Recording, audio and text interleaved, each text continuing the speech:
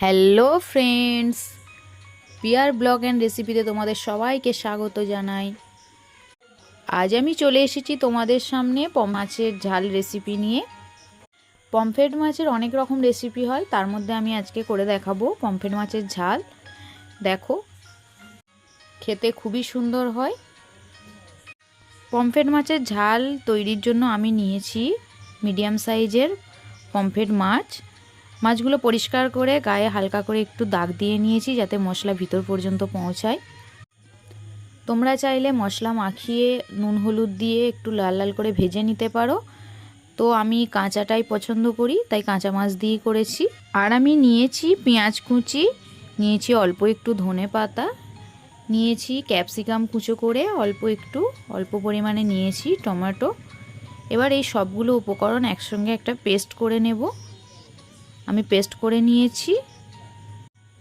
এরপর হাঁড়িতে দেখো তেল দিয়েছি, তেল গরম হলে ওর মধ্যে দিয়ে দিচ্ছি টমেটো, পেঁয়াজ, ধনেপাতার যে পেস্ট বানিয়েছিলাম ক্যাপসিকাম দিয়ে, সেই পেস্টটা ওর মধ্যে অ্যাড করে দিচ্ছি।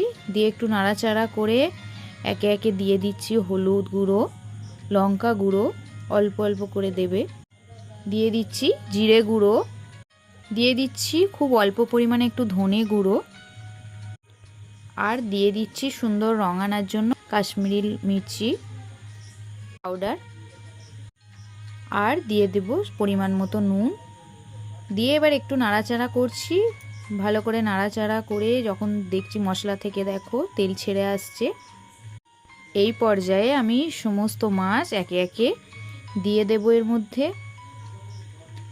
দিয়ে দিচ্ছি, দিয়ে অল্প একটু জল দেব, দিয়ে ভালো করে ফুটিয়ে নাড়াচাড়া করে তোমরা চাইলে মাছগুলো হালকা ফ্রাই করেও দিতে পারো, আমি কাঁচাই দিলাম।